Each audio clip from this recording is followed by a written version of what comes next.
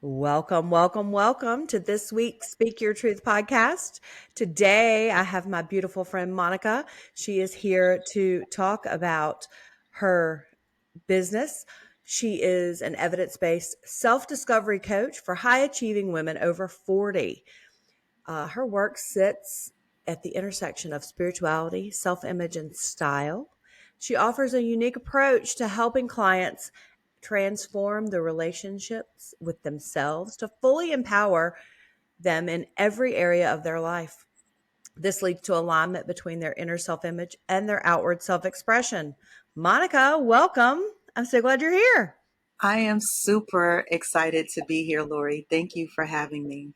Well, I just love, you being able to jump in at, a moment's notice to join with me. And, I cannot take my eyes off of that gorgeous plaid coat behind you. Uh, Yes. so, Monica, I want you to come in and speak your truth. Tell me what's going on. Wow. Continued exploration, continued evolution is the name of the game in terms of my life. I continue to be just pretty wowed and astounded by the new things that I learn about myself and the way that I approach life every day. And every situation is a new opportunity to discover more about me and the life that I'm creating. And it's such a fascinating journey, which is why my life's work is to involve other women in their own lives more deliberately and to have them approach their life truly as a journey and a quest for more understanding of self. Yes, absolutely. I love that. Um, when you were talking about that, I was like, it's exactly what is happening in the universe right now, that we are, coming together, all of the positive energy forces, all of the healers, all of the women, especially. I mean, there's men out there that have this gift as well, but all of the women are really trying to like seek each other out. Yeah. And those of us like ourselves are here to help guide them, right? Yeah. Yeah. I think that we are shifting into a new paradigm of experience overall. And to some people, that might sound a little out there and woo. And I think that in certain ways, it's undeniable that many people can feel a sense of shift and transformation. Just maybe it's not something that they're able to explain. I don't think that I'm able to really fully explain it, but it's just a feeling that I think there's two paths that people can take with what they see is going on in our world today.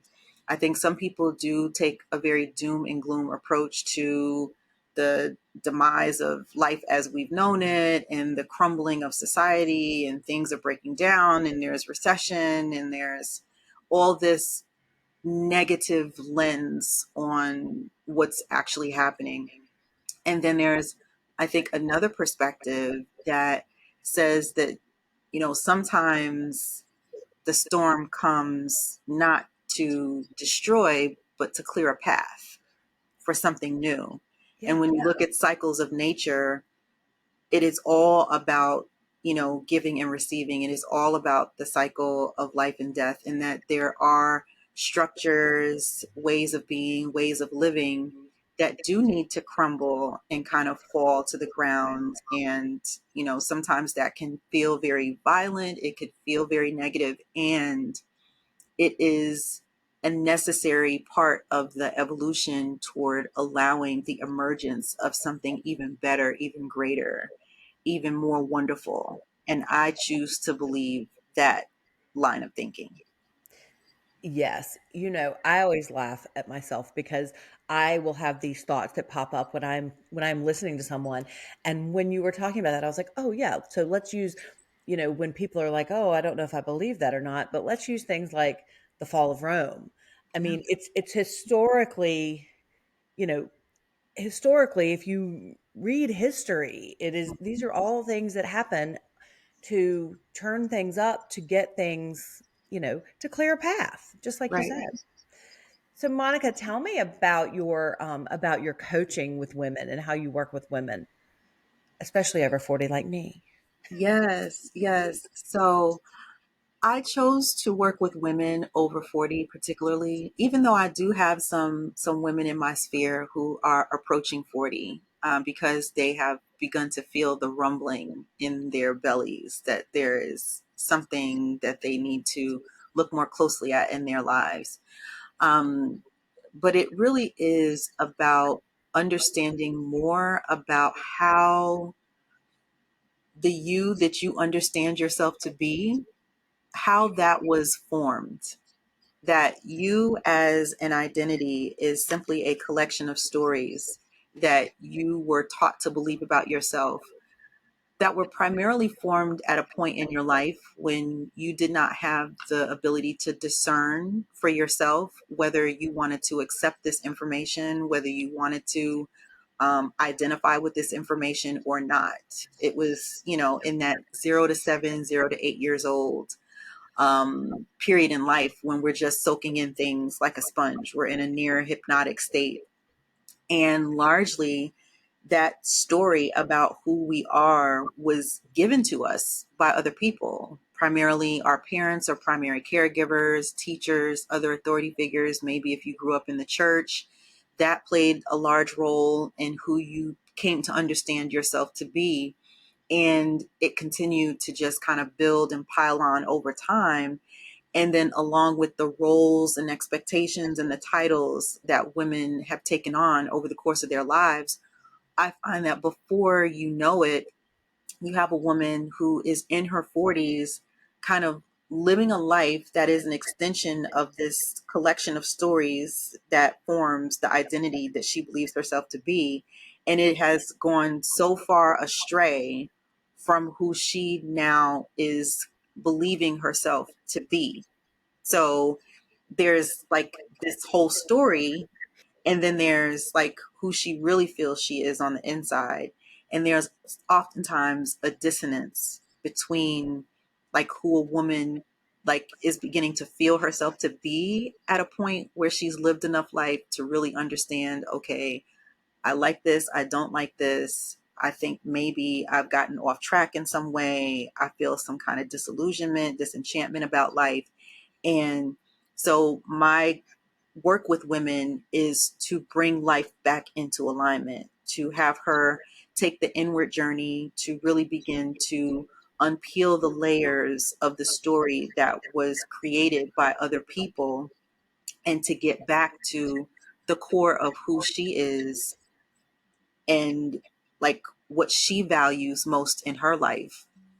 And then have her begin to start the process of recreating and rebuilding life from that point of authenticity and genuineness versus having her life continue to be a representation of something that other people wanted for her, that other people gave her to be, if that makes Yes. sense.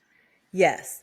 It's that, you know, I even myself have had since the pandemic started a spiritual awakening of Mhm. sorts.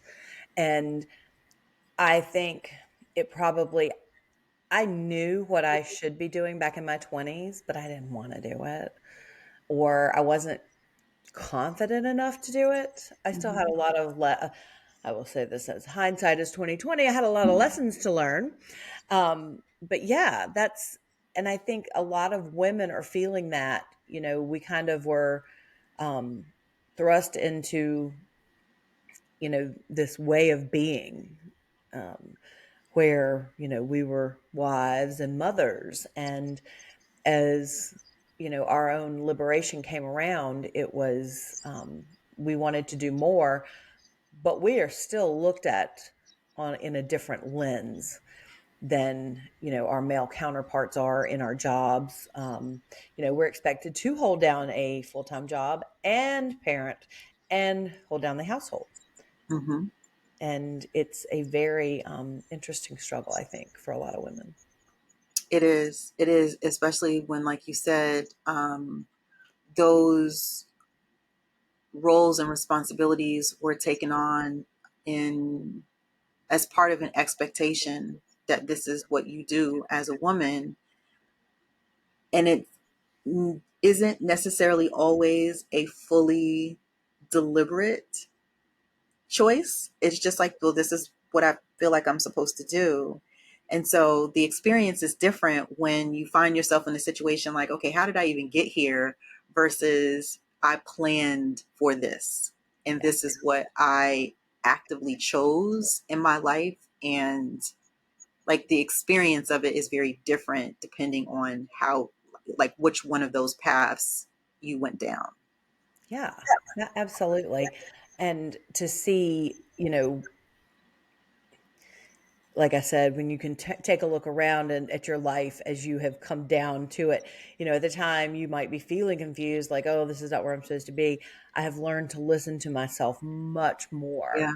um, and found that if it doesn't feel right, don't do it. Yeah. I have to be 100% hell yes, Yeah. or it's a no. Absolutely. And And that is so important. I was getting to know a gentleman, and we were in one of our very first conversations, and we were actually out with another couple of friends, and we got into this whole discussion about how like male and sort of more of masculine based logic and reason he believed was a more reliable form of intelligence than female intuition. And I completely beg to differ, like yeah, completely beg to differ, and even said that I believe that science is catching up with being able to prove out that there are inklings and there are nudgings that are not necessarily of a logical or very um, like you can't see it, like you can't necessarily explain it with the mind. However, like the body intuits, like there's the heart intuits things that do end up coming to pass. And you can't explain how you know that. You can't explain why you had a feeling. And I was like, you need to take this as seriously, like a female reasoning, like that internal thing that everyone has, though I think that women can tune into it a little bit more based on like just how we're built, is like absolutely something that you should not discount and should not be, subordinated to like male reason and logic. right. Absolutely. I I have started to find myself in company with women who are actually scientists or engineers who can explain to you how this works energetically. Yeah. And it's not so it's got science behind it instead of Hmm. just saying it's women's intuition. It's actually showing you how it works, why it works. It's very it's Yeah. very sciencey, and I'm not one of those people that can explain it, but Hmm. what I can do is get in the room and learn, right? Yeah. And that's where I'm coming from. I live in a house that we have, my guys are like, "Oh, all that crap, that's bullshit." And I get Hmm. it. They're all super smart. I always laugh. I'm like, I live in a big bang household and I am the penny. And and I get that from them, but I also know that they get their own nudges. And they're always going, "Oh, I knew that would happen." Where do you think that came Yeah. from? Exactly. Anyway, oh my gosh. Monica, I love this conversation and developing more of this because these are conversations that need to be had. Hmm. We need to keep talking because as we do and put ourselves out into the world with these conversations, we are able to connect with more and more women who are feeling these nudges. Um, Yes. and I think that's so important. And I love that I can only imagine what the actual conversation was that you had. Thank you so Quite, much for dinner. I'll see you later. quite, quite feisty and fiery. Yeah. Yeah. And I feel you 110% on that because that's me. I'm like, it's time for me to go. I got to go. So, anyway, Monica, any last parting words? Any words of wisdom? I just love that you are offering this forum for people to come and really speak about what's truly on their heart and, you know, like what's deep down in terms of like what powers them and what really excites them about life and the opportunity to speak my truth. So thank you so much. Thank you. I am so grateful that you were able to join me today, and I cannot wait, to see you in the rooms again. I know that I'll see you soon. I just saw Yes. you yesterday, so I'm Yeah. excited Yes. to connect more with you. Monica, thanks so much for being here. Everybody, this has been another episode of Speak Your Truth. We'll see you next time.